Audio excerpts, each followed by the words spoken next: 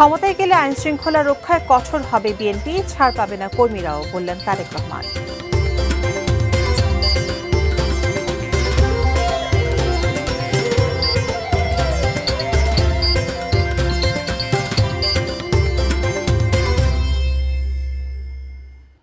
দেখছেন ATN news. বিকেল 4টায় দেশের খবরে আপনাদের সাথে আছে আমি রুমিতা ইসলাম।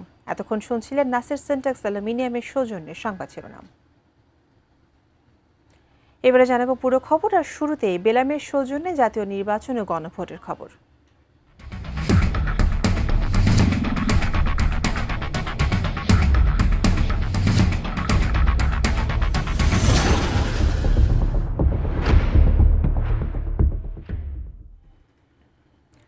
বিএনপি ক্ষমতায় আসলে কঠোর হস্তেই দেশের আইন শৃঙ্খলা রক্ষা করবে। বিএনপির কর্মীরাও ছাড় পাবে না, দুর্নীতির টুঁটি চেপে ধরা হবে বলে মন্তব্য করেছেন বিএনপির চেয়ারম্যান তারেক রহমান। বেলা 11:30টার দিকে চট্টগ্রাম নগরের পোলো গ্রাউন্ড মাঠে দলীয় সমাবেশে এই কথা বলেন তিনি। এই সমাবেশের মধ্য দিয়ে চট্টগ্রাম বিভাগে ভোটের প্রচার শুরু করেন বিএনপির চেয়ারম্যান তারেক রহমান।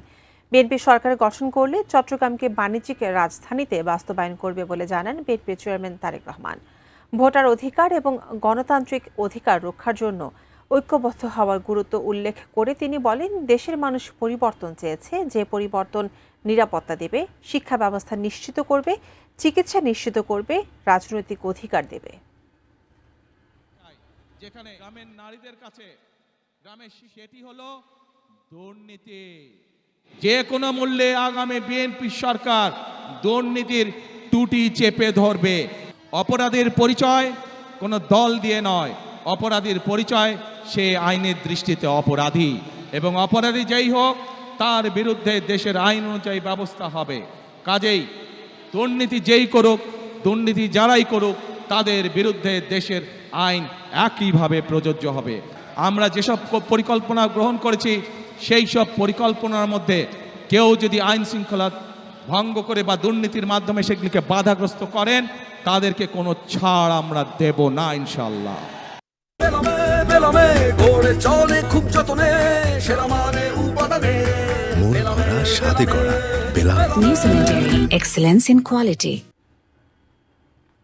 বিএনপি ক্ষমতায় গেলে কঠোর হস্তে দেশের আইন শৃঙ্খলা পরিস্থিতি নিয়ন্ত্রণ করার কথা জানালেন বিএনপি চেয়ারম্যান তারেক রহমান। তিনি বলেন, আইন শৃঙ্খলায় কেউ বাধাগ্রস্ত করলে দলের কর্মীকেও ছাড় দেওয়া হবে না। সেই সঙ্গে দুর্নীতির টুঁটি চেপে ধরারও ঘোষণা দেন বিএনপি চেয়ারম্যান।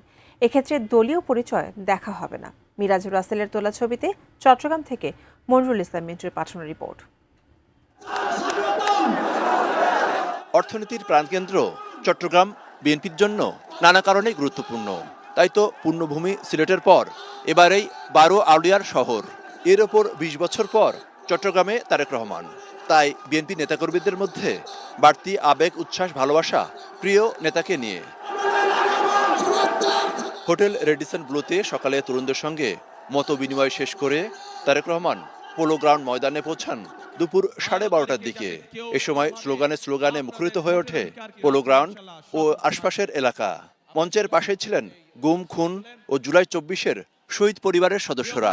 জনসভায় বৃহত্তর চট্টগ্রাম অঞ্চলের প্রার্থীদের জন্য ভোট চান তারেক রহমান। এরা হচ্ছে ধানের শীষের প্রতিনিধি, ইনশাআল্লাহ 12 তারিখে এদেরকে জয়যুক্ত করবেন। সিলেট অঞ্চলের জনসভায় বিরোধী রাজনৈতিক দলকে আক্রমণ করে কথা বললেও এই সমাবেশে ছিলেন অনেকটা সহনশীল। 12 তারিখের নির্বাচনে আপনারা যদি বিএনপিকে ধানের শীষে জয়যুক্ত করেন, তাহলেই একমাত্র আমরা এই পরিবর্তনগুলো করতে পারবো। তবে ভোট নিয়ে কেউ যাতে ষড়যন্ত্র করতে না পারে সে ব্যাপারে ঐক্যবদ্ধ ও সতর্ক থাকার আহ্বান জানান তিনি। তার জন্য নামাজ পড়বেন এবং ভোট কেন্দ্রের সামনে গিয়ে যার যেই ভোট কেন্দ্রের সামনে গিয়ে ফজরের নামাজ জামাত করে আদায় করবেন এবং তারপরে লাইন দিয়ে ভোটের জন্য দাঁড়িয়ে যাবেন যখনই ভোট কেন্দ্র খুলবে। পারবেন? বিএনপি ক্ষমতায় গেলে চট্টগ্রামকে বাণিজ্যিক রাজধানী ঘোষণা কার্যকরের অঙ্গীকার করেন তারেক রহমান। এই যে চট্টগ্রাম বাংলাদেশের ব্যবসা বাণিজ্যের প্রাণকেন্দ্র, সেই চট্টগ্রামের মানুষ সহ সারা বাংলাদেশের মানুষ চায় একটি নিরাপদ পরিবেশ। সেই সঙ্গে আইন শৃঙ্খলা পরিস্থিতি ও দুর্নীতির বিরুদ্ধে কঠোর অবস্থান তুলে ধরেন। যে কোনো মূল্যে আগামী বিএনপি সরকার দুর্নীতির টুটি চেপে ধরবে। অপরাধীর পরিচয় কোনো দল দিয়ে নয়, অপরাধীর পরিচয় সে আইনের দৃষ্টিতে অপরাধী, এবং অপরাধী যেই হোক তার বিরুদ্ধে দেশের আইন অনুযায়ী ব্যবস্থা হবে। কাজেই দুর্নীতি যেই করুক, দুর্নীতি যারাই করুক, তাদের বিরুদ্ধে দেশের আইন একইভাবে প্রযোজ্য হবে। আমরা যেসব পরিকল্পনা গ্রহণ করেছি সেই সব পরিকল্পনার মধ্যে কেউ যদি আইন শৃঙ্খলা ভঙ্গ করে বা দুর্নীতির মাধ্যমে সেগুলিকে বাধাগ্রস্ত করেন, তাদেরকে কোনো ছাড় আমরা দেব না ইনশাল্লাহ। চট্টগ্রামের পর পর্যায়ক্রমে ফেনী, কুমিল্লা, চাঁদপুর ও নারায়ণগঞ্জেও নির্বাচনী জনসভা করছেন তারেক রহমান। প্রায় 14 বছর পর যেন আরেকটি মহাসমাবেশের পুনরাবৃত্তি হলো এই পোলোগ্রাউন্ড মাঠে। 2012 সালে এই জানুয়ারি মাসেই প্রয়াত বেগম খালেদা জিয়া তখনকার সরকার বিরোধী আন্দোলনে কয়েকটি বিভাগ লং মার্চ করে এই পোলোগ্রাউন্ড মাঠে এসেই মহাসমাবেশ করেছিলেন। বীর চট্টগ্রামবাসীর প্রত্যাশা বেগম খালেদা জিয়া যে গণতান্ত্রিক যাত্রা শুরু করেছিলেন তার ছেলে তারেক রহমানের মাধ্যমেই এর একটি পূর্ণতা পাবে। মিন্টু, এটি নিউজ, চট্টগ্রাম। দর্শক, তারেক রহমানের গাড়ি বহরের সঙ্গে আছেন আমাদের সহকর্মী মনরুল ইসলাম মিন্টু। চট্টগ্রামের মীরের সরাই থেকে সরাসরি যুক্ত হচ্ছেন তিনি।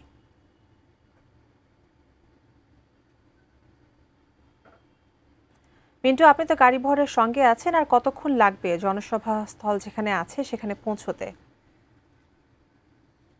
তারেক রহমান তো গতকালই চট্টগ্রাম পৌঁছেছেন এবং আজকে তিনি ফেনীতে যাচ্ছেন জনসভার জন্য। চট্টগ্রামের পোলো গ্রাউন্ডের যে ঐতিহাসিক জনসভা শেষ করে তারেক রহমানের গাড়ি বহর এখন ফেনীর দিকে, এবং ফেনীর দিকে যাওয়ার পথে কিন্তু এভাবেই বিভিন্ন জায়গায় এই মিরেশ্বরাই সহ বিভিন্ন জায়গাতে নেতাকর্মীরা তাকে স্বাগত জানাচ্ছেন এবং সেই সঙ্গে তারা কাছে থেকে তাদের প্রিয় নেতাকে দেখার যে একটি কৌতূহল বা আকুল যে আকাঙ্ক্ষা, সেই আকাঙ্ক্ষার একটি বাস্তবায়ন হবে এমনটি তারা প্রত্যাশা করছেন। যেহেতু নির্বাচনী জনসভায় সব এলাকাতে যাওয়া সম্ভব নয়, সেক্ষেত্রে যে প্রধান যে সেই সড়ক, সেই প্রধান সড়কের সামনেই তিনি নেতাকর্মীরা অপেক্ষা করছেন। এই চট্টগ্রামের পরে ফেনীতে তার পরবর্তী জনসভা রয়েছে, ফেনীর পরে কুমিল্লাতে 3টি স্থানে তিনি জনসভা করবেন, এরপরে চাঁদপুর হয়ে সর্বশেষ কাঁচপুরে, এবং এর চট্টগ্রামে তিনি যে জনসভা করছেন সেখানে কিন্তু বলেছেন যে আসলে কোনো রাজনৈতিক দলের প্রতি প্রতিহিংসামূলক কোনো বক্তব্য দিয়ে কোনো দেশের কোনো লাভ হবে না, কারণ সবাই মিলে ঐক্যবদ্ধ হয়ে আগামী যে 12 তারিখে যে নির্বাচনে যাতে সবাই ভোট দিতে পারে এবং সকাল সকাল গিয়ে সবাইকে নেতাকর্মীদের ভোট দেওয়ার আহ্বান জানিয়েছেন। তো এই বিষয় বলতে গেলে আসলে বিভিন্ন জায়গাতেই এভাবে সড়কের সামনে নেতাকর্মীরা দাঁড়িয়ে অপেক্ষা করছেন তাদের প্রিয় নেতাকে এক নজর দেখার জন্য এবং শুভেচ্ছা জানানোর জন্য।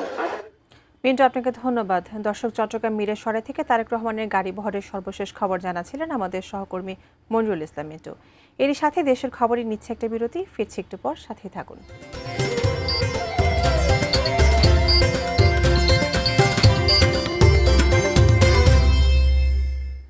দর্শক, বিরতির পর আবারও আমন্ত্রণ দেশের খবরে। ফেনীর কর্মসূচি শেষে কুমিল্লা যাবেন বিএনপি চেয়ারম্যান তারেক রহমান। এই ব্যাপারে বিস্তারিত জানাচ্ছেন আমাদের কুমিল্লার প্রতিনিধি হুমায়ুন কবির।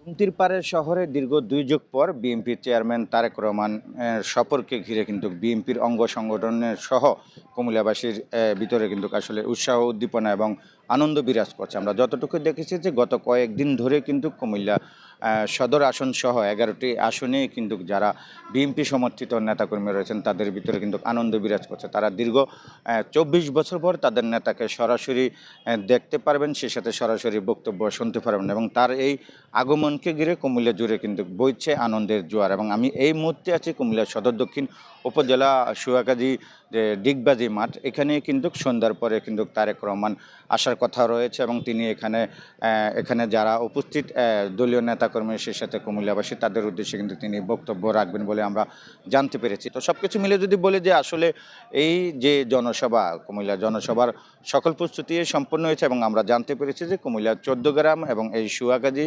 দাউদকান্দি জনসভায় বক্তব্য রাখবেন বিএনপির চেয়ারম্যান তারেক রহমান। বিশেষ করে বাংলাদেশের উন্নয়ন এবং এই কুমিল্লার উন্নয়নের বিষয়, কুমিল্লা বিভাগ বাস্তবায়নের দাবি যারা করেছেন তাদের বিষয়ে তিনি বক্তব্য রাখবেন বলে এখানকার দলীয় নেতাকর্মীরা জানিয়েছেন। তো সব কিছু মিলে যদি বলি যে আসলে এখন দলীয় নেতাকর্মীরা আসতে শুরু করেছেন এবং তারা কিন্তু অপেক্ষায় রয়েছেন কখন তারেক রহমান এই জনসভা আসবেন, সেই অপেক্ষায় তারা রয়েছেন। তো সব কিছু মিলে এই ছিল কুমিল্লা থেকে আমার কাছ থেকে সর্বশেষ। দর্শক, দেশের খবরের সময় হলো আরও একটি বিরতি, ফিরছি একটু পর।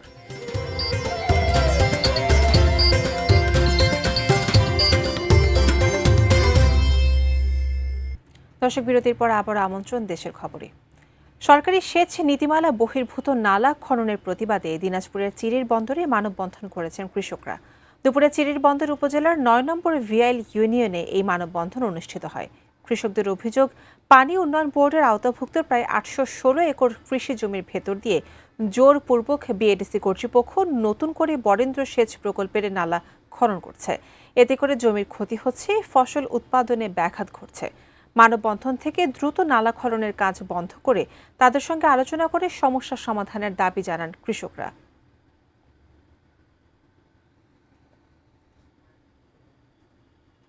দর্শক, এই ছিল দেশের খবর। এতক্ষণ সঙ্গে থাকার জন্য ধন্যবাদ।